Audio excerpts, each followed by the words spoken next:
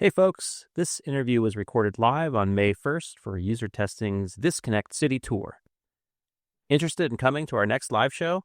We're joining an incredible lineup at This Connect in New York City, including former Design Better guest Seth Godin, where we'll talk about customer experience, innovation, and the real impact of AI. You could catch us at New York on May 29th by signing up at dbtr.co/UT-NYC. That's dbtr.co/UT-NYC. Now join us for a recording of our live interview with Amy Lokey, who has led design and product teams at LinkedIn, Google, and ServiceNow, where she's currently the Chief Experience Officer. You have to understand the world that we live in and what human needs are, and then you have to have the idea and the vision for how to meet those needs in a new and creative way, leveraging technology. Whether an AI model can understand them or your team can understand them, you have to be able to rationalize and articulate the idea and then know what good is, like know if it's going to meet that need and be able to evaluate that and iterate on it. At ServiceNow, Amy's team is helping shape how AI transforms our work, creating smart systems that can predict what we need, adapt on the fly, and make it easier to work with complex systems and connect with colleagues. We're excited to talk with her about how her team approaches designing for enterprise-level AI applications, including specific applications for agents, and how they can help you in your day-to-day work. Amy joins us today for a special live episode recorded on stage in San Francisco, California, at the UserTesting This Connect City Tour. This is Design Better, where we explore creativity at the intersection of design and technology. I'm Eli Woolery. You can learn more about the show and listen to our conversations with guests like David Sedaris, Eileen Fisher, John Cleese from Monty Python, the band OK Go, Pixar co-founder Ed Catmull at designbetterpodcast.com. Amy, Lokey, welcome to Design Better. Thank you so much, Eli. It's great to be here. Great to be here with all of you. Thanks for your time and attention. Let's talk a little bit about the latter part of your career. We mentioned that you led design teams at Google and LinkedIn. So maybe tell us a little of the story from moving from those companies into your current role at ServiceNow. Yeah, absolutely. So I think one of the connective threads from LinkedIn to Google and then ServiceNow was just a growing passion around helping people accomplish what they want to do in their professional world and their professional lives. You know, LinkedIn before that came from more of a 100% consumer product world, working at Yahoo and other companies. At LinkedIn, we were building a social network for professionals, for businesses, for people to build their brand, to excel in their careers, to get learning and develop their skills, potentially make business-to-business connections, marketing purposes, all those things. And what really resonated with me and felt like it connected to my own values were that we were helping people reach financial stability. We were helping them provide for their families. We were helping them get their next best opportunity. And that felt really good. It felt like very purposeful work. So that then also led me to where I spent a couple years leading user experience for a Google Workspace. It was at that time called G Suite. And there again, it just felt great to work on a number of productivity tools. My kids were using them in school to do their classwork. I had used them for many years as a professional. And it also was really the intersection of personal and professional in that world, too. I use my Google Calendar to this day to manage across my family's activities, right? And having that view of my personal schedule along with my work schedule was incredibly valuable. It started to move me more and more into enterprise design. G Suite had kind of a fledgling app development product at that time. And as I was spending more time talking to customers about what they were trying to accomplish, I started to learn more about the value of business workflow, connecting teams across an enterprise, helping digitize tedious processes that might still be paper-based or spreadsheet-based. And one thing led to another, and I started talking to folks at ServiceNow. And I just thought ServiceNow was a really unique product opportunity. It's one platform that a customer can install, and then you can build into and create a number of solutions across the business, everything from employee experience, customer service solutions, technology products, and then a low-code app development platform. So whatever we don't think of as an out-of-the-box product, our customers can build themselves. So it just, for me, seemed like a fascinating product opportunity with an incredible diversity of products, interest for me personally from an intellectual standpoint, but also just still felt really squarely rooted in helping people be productive, have good experiences at work, have great customer service experiences, and businesses really evolve and transform how they were operating in great ways based on the technology. So I just felt like that was the direction I wanted to head in from a career perspective, and it felt like really fulfilling work. So you lead a pretty large team right now, right? How many folks? We are nearly 1,000 people at this point, pretty close. Global team, largely based both in the United States, but also globally across India, Europe. We have a team even in Egypt. We've got teams all over and we're continuing to expand. I think I actually have my first team member in Costa Rica this year. I'm really excited about that. So we're continuing to grow and expand into a global market, looking for where great talent is and where we can also expand our product regionally as well, too.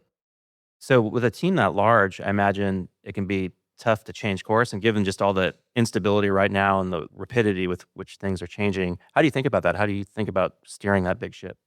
That's a very good point. So things seem to be moving faster than ever.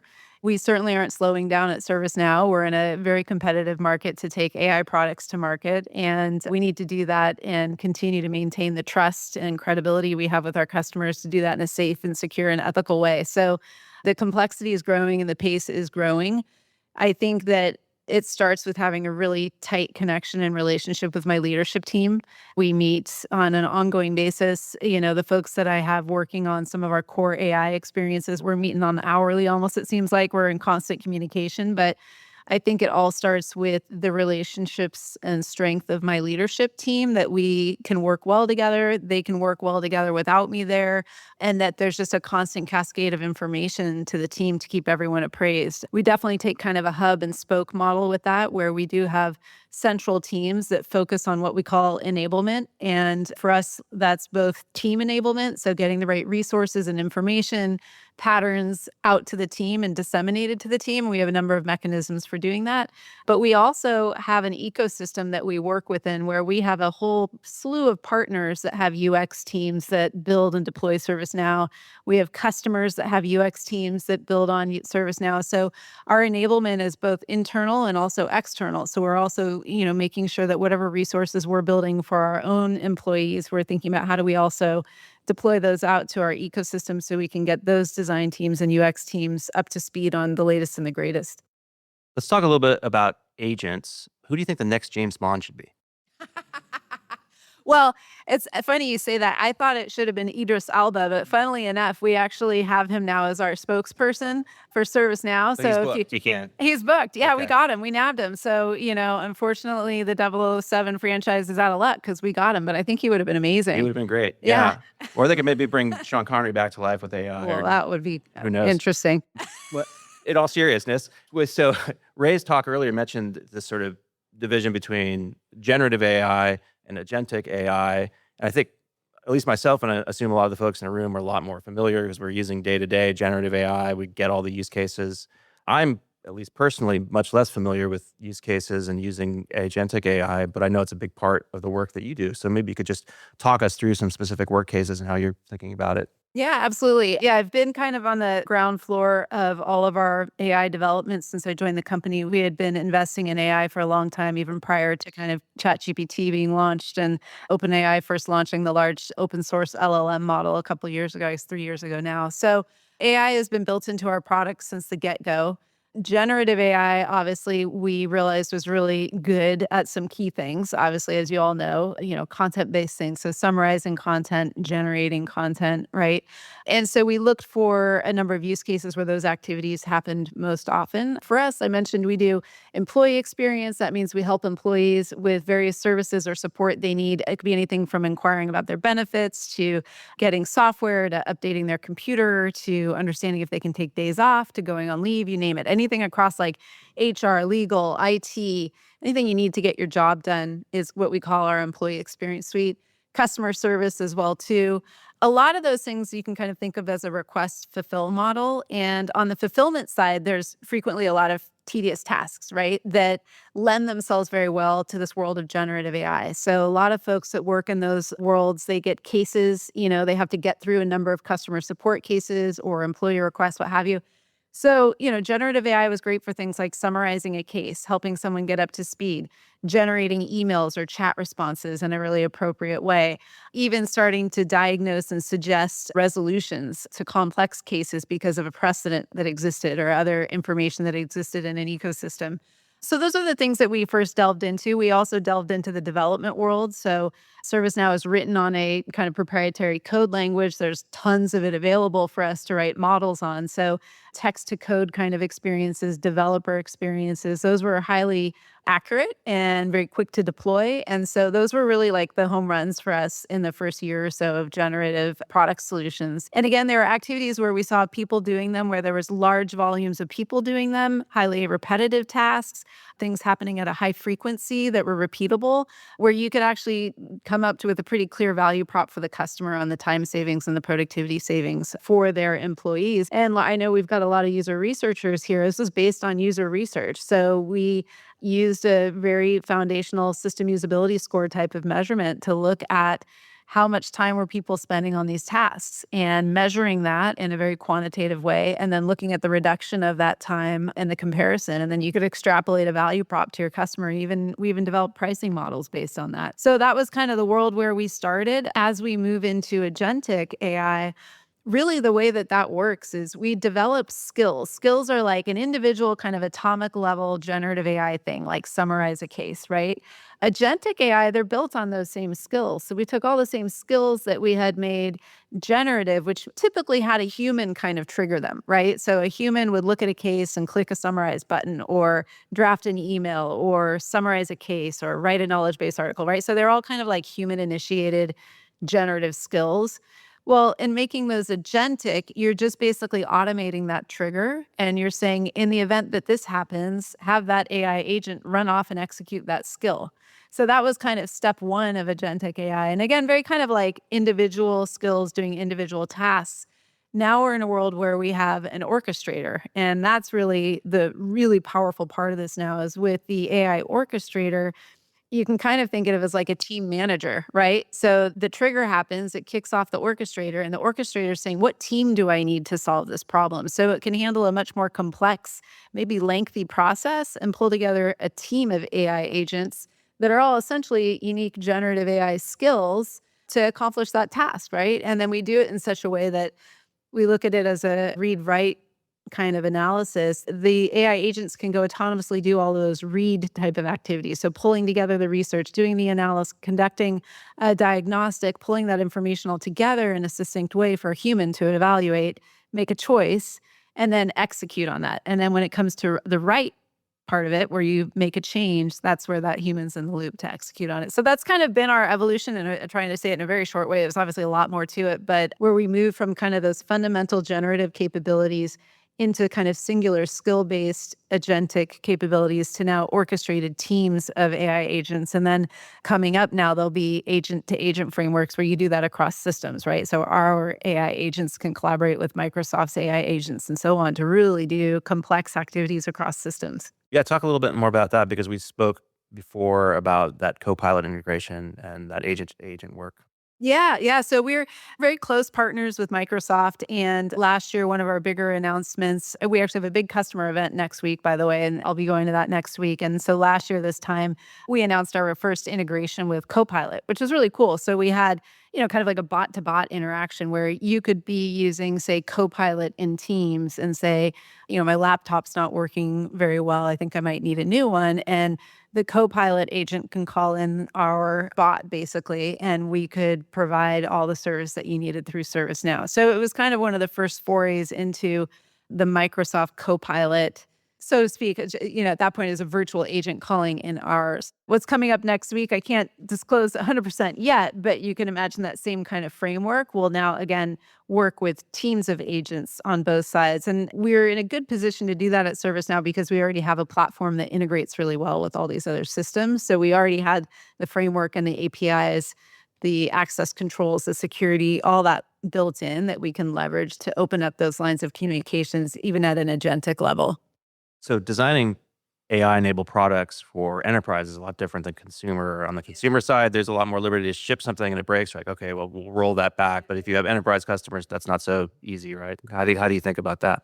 Yeah, that's been, I think, probably one of the trickiest parts in all this with enterprise. We've learned so much along the way. I mean, first, you've really got to test the technology in a very robust way. There's a degree of dynamic unpredictability. Obviously, we're all very familiar with generative AI can hallucinate. It might come up with the wrong answer. That's why you need humans in the loop.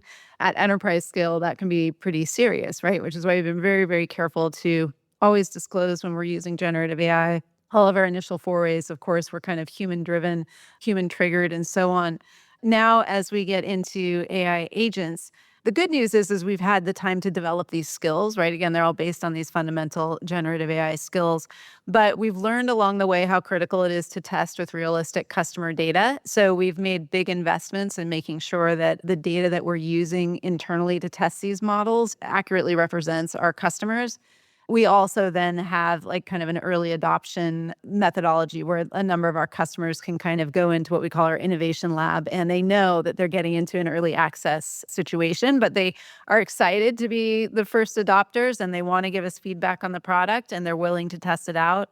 And so, I think I see our customers who are definitely, some of them are very, very risk tolerant and they're ready to jump in with both feet. They're also making sure that they're testing this really, really well. But fundamentally, we always make sure that we're being really transparent to the end user, that they need to trust but verify, right? Like it should be working at a pretty high level of performance and accuracy. We're testing that and hitting certain thresholds before we release it. But there's always a little room for error there. Let's talk about how you stay connected with customers. Tell us about your research practice, how you get feedback. Yeah, absolutely. So I'm really proud of our research team. We've got, again, a global team of researchers that we've grown over the years, led by a leader on my team, Anand Thiranathan, who's amazing. And when I joined ServiceNow about 5 years ago, we were very, very focused on foundational research. And I heard some folks talking about that in our last session. And I do agree that when you're in the earlier stages of a product company, when you're trying to figure out how to grow, where to develop, where you want to place your bets in terms of your product strategy, foundational research plays a critical role. And so our research team was almost heavily oriented into almost like product market fit research in those years. And that was at a time in ServiceNow's history where we were scaling tremendously. So we were moving from being kind of an IT technology company to all these other areas within the enterprise, from employee to customer service and beyond. So we needed to figure out, like, where was our product the right fit? How might you need to modify it? There were a lot of questions, but a lot of what we were doing is influencing product management on where to take this product and where it could go. Then we had a lot of product out in market that we needed to improve, right? Like we put a lot of stuff out there. Some of it was sticking, some of it wasn't. And we really had to look at the fundamentals of usability. Like, were people able to use these products? And so we've really invested and matured now our fundamental usability testing. And like I mentioned, a lot of that's based on a system usability score. We created our own branded method that we called UX quality, and it is based on time on task, accuracy, number of clicks, qualitative measurements like how do people feel about it? What did they think about the aesthetics? Did they feel like it was a good design? All of those things. And we've been rolling out those benchmarking studies now for probably about 4 years. And in some of our products, we've done them pretty regularly. We do 2 big releases a year. We call them family releases. We will do another benchmarking study. And it's just provided really clear, actionable feedback for our teams to act on. And so we had a product, for example, it's called field service management. So it's part of our customer service product. It's, technicians that go out in the field and have to fix things. You can think of them as like the Comcast person that might come over and fix your broadband connection, right? So they're out there, they're mobile, they've got equipment on their truck. You need to do a lot to like help them find the right job to do and make sure you're assigning the right person to the right type of job and you're looking at their logistics. Anyways, our product in the early days wasn't so awesome, right? It was really in early stages. It wasn't garnering much business. It wasn't easy to use.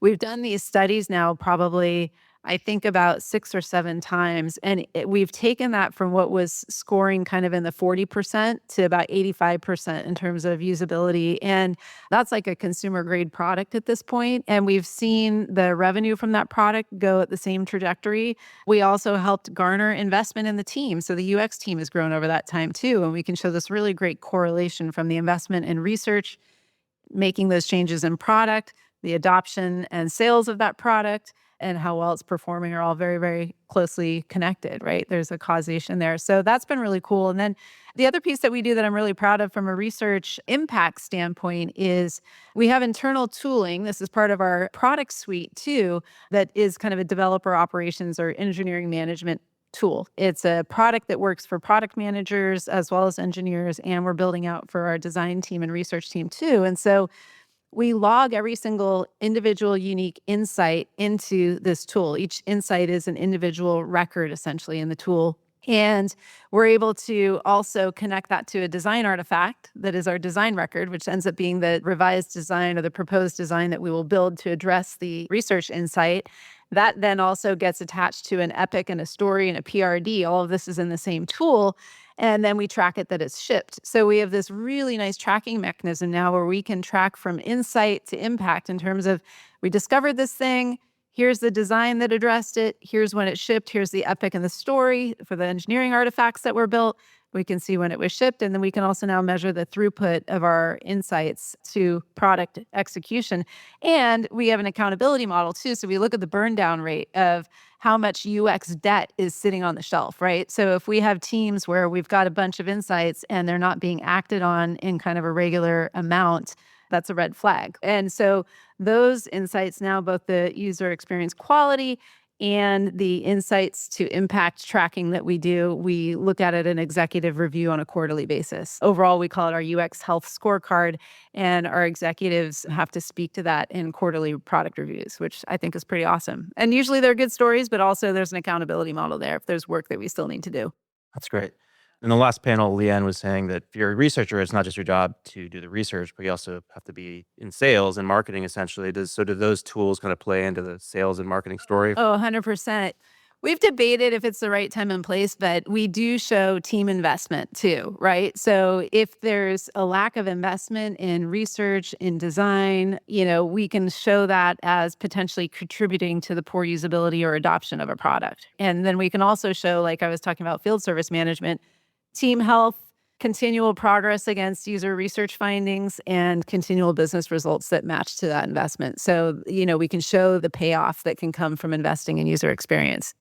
Let's shift over and talk a little bit about sort of the future of the designer's role, the researcher's role in this new era. And we're both associated with education. I teach and you serve on an advisory board, right, for SCAD. And so I think we both get a little bit of a look into like, how do we teach to this future of design? And at least with my students, I'm seeing a lot of the blurring of boundaries between what might originally be considered a design task or a developer task, where the designer can now, vibe code their way into a really effective prototype, and vice versa. An engineer could use a lot of these tools to build out a first pass at a wireframe or even higher fidelity mockups. So we were talking about this at lunch, and there's a feeling that we're not going to be calling ourselves designers or developers in the near future. We're going to be builders or creators. So how do you think about that? How do you think about advising your own team to upskill and kind of be on track for this new feature? Yeah, absolutely. It's such a great question. I think we're all wondering about how this field might change. And yeah, I was with a number of my old colleagues from back in my Yahoo days the other day, and we were at an event by the founding designer of Perplexity, and we were all talking. We kind of joked, we're like, are we going to see like the rise and fall of UX as an industry in our lifetimes? And I don't think so, but it was kind of interesting. It will change a lot for sure. Like, when I was working back at Yahoo, we were all using Illustrator, and that was our best UI design tool because it was at least vector-based. Anyways, we all liked Illustrator for various reasons, but now you've got Figma and so on. So, the tooling keeps changing and evolving to meet our needs, which is really exciting. I think that will continue to accelerate. And like you mentioned, I had the chance to go to SCAD a couple times and talk with their academics and their students about what do they think about AI. And I would say like a year ago, students and faculty were pretty nervous about it. The faculty didn't know if they should allow their students to use it, but they kind of felt like they probably should because they were going to need to learn it at some point. And the students also felt like ethically, like, well, should I be using it? Is that cheating? And so we just asked them to like full disclosure, like show us what you're doing. How are you using it? And one of the examples that really stuck with me is there was a fashion design student, and she had constructed this beautiful pink dress, physical, actual prototype of a dress. And normally she would have wanted to explore a bunch of ideas, and she would have wanted to try it long or short or puffy sleeves or no sleeves or all these different variants, right? But to do that physically in the real world would have been a tremendous amount of work and taken weeks and lots of materials and so on. So she had constructed this real dress. She took some photos of it and she brought it into Mid-Journey. And then she was able to do all these cool iterations on this dress, right? Really push her imagination, try all these different things without the limitation of like actually having to build it or construct that herself. And we thought that was kind of like one of the perfect examples of what AI can help us with as creatives, right? Is that really that expansive ideation and creativity of exploring those ideas. So to me, like I keep coming back to AI as a tool. It's just like back in the day when I got to use the magic wand selection tool and it kind of stuck to the edges of a picture. And I was like, wow, that's really cool. Now it's like you just click one button and it does it for you. You don't need to go into the lasso tool and like perfect it. AI is that same kind of tool, but it's kind of exponential in what it can help us to, where you don't really need to spend as much time learning expertise in these really complex tools like a Photoshop, but you still have to have the idea and you still have to have the understanding of humanity, of human need, of society, of technology, of cultural appropriateness. You have to understand the world that we live in and what human needs are. And then you have to have the idea and the vision for how to meet those needs in a new and creative way, leveraging technology. And I still think that our roles are very much the interpreters of technology, like to help people understand how to leverage technology. And those interfaces may evolve, they may become more simple and conversational, but you have to have that idea and that vision. So I think we all just move into more of the role of a creative director and a visionary, but also I think fundamentally you have to understand how to articulate and direct those ideas. You still have to be able to communicate them in a way, whether an AI model can understand them or your team can understand them. You have to be able to rationalize and articulate the idea and then know what good is, like know if it's going to meet that need and be able to evaluate that and iterate on it. So I still think those fundamental skills exist, but I just think it's going to be less about being an expert in a particular part of that craft. Again, whether it was I'm a, wizard at Photoshop or Figma or I can code in any language, those things maybe are going to be less important than really having that idea and knowing how to articulate it and see it through to a high quality product that meets a human need. Amy, what are you watching or reading or listening to right now that's got you inspired? Doesn't have to be work related. Oh, goodness. Well, I mean, on a work-related front, I'm pretty religious about listening to Pivot twice a week. I love their podcast. I just find it's a great way to stay appraised of business, economy, technology news. So I do listen to that quite a bit. Reading, I have about 10 books on my bedside table that I am probably not making as much progress on as I would like them. But I mean, everything from actually, I grabbed Brian Solis's book. I've got 3 of his books on my bedside table, I'm going to admit, and I partially through all of them. So I kind of alternate between work and fictional books as well, too. Gosh, what is it? I think it's like The Art Thief was something that I read fictional that was really good. I thought if you like art history and European travel and stuff like that, that was really, really enjoyable. So I try to mix it up. I'm actually an English major, so I do love a good fictional story. I'm also reading a random kind of more spiritual book around like past lives and stuff like that. I don't know if I believe all of it, but it's very interesting and thought provoking. So I don't know. I'm all over the place between business and personal interests. That's great. Awesome. Well, let's do one audience question. If there's anybody who has a question for Amy. Hi, Will Jordan, Graphic Design Boss. Hi, nice to meet you. Nice to meet you. Thank you. What types of categories of insights or thieves resonate the most with enterprise stakeholders from your experience? Hmm. Well, it depends on the stakeholder. So if I'm thinking about what resonates that maybe has the most impact with our product teams making product decisions, if that's kind of what you mean, we're looking at 3 altitudes of how to resonate with the customer. And I think this has been a really good learning for me in my time at ServiceNow. There's 3 audiences that we have to build product and they have to serve at these 3 different altitudes. So first you have like kind of the C-suite, right? My peers and our C-level executives are frequently having customers with CIOs and CEOs of massive Fortune 500 companies about how do they solve their greater business needs. We're talking to CVS around like how do you reduce turnover in all their retail stores. So you have to kind of look at it from a very high level. What does this business need to solve for at the most important strategic level? I met with Stellantis as a big car, manufacturer. They're thinking about car flow. Everything from supply chain to manufacturing to transit to getting cars to dealers to in the customer's hands, right? So what I love about my job is I get to learn about all these different, very diverse businesses and think about like if I was the CEO, what are the top problems I need to solve? We have to think about how does our product solve that? Then we have to think of the next altitude down, which is the person who decides to buy our product. We call them often like a service owner. So in the enterprise world, you're going to have someone that chooses to buy the product. They're like a decision maker that's going to evaluate this technology solution and decide it's the best thing for what the employees need. You have to solve for them too. Usually for them, you're thinking about what's the ROI on this investment and how do we prove that out to them? How do we make sure that the product's easy to configure and deploy and get adopted? And their customers are ultimately the end users who we also have to satisfy. So that's the third category that we have to think about. So a lot of our demos, our vision pieces, the presentations that I will give have to be at those three different altitudes of we need to solve for the end user, which could be the employee, the customer service agent, the developer, the productivity worker, the HR expert who are using our software to do their core job. And so that's like, kind of more of the consumer product mindset of just usability, great product, has to be valuable, they have to get what they need out of it.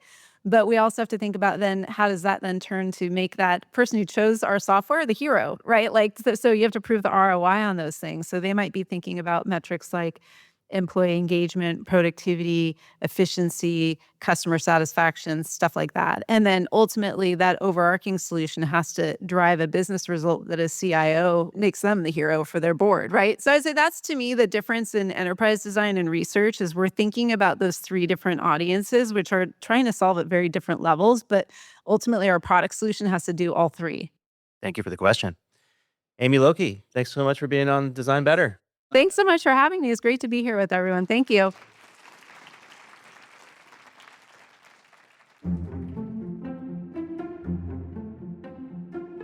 This episode was produced by Eli Woolery and me, Aaron Walter, with engineering and production support from Brian Paik of Pacific Audio. If you found this episode useful, we hope that you'll leave us a review on Apple Podcasts, Spotify, or wherever you listen to finer shows. Or simply drop a link to the show in your team's Slack channel, designbetterpodcast.com. It'll really help others discover the show. Until next time.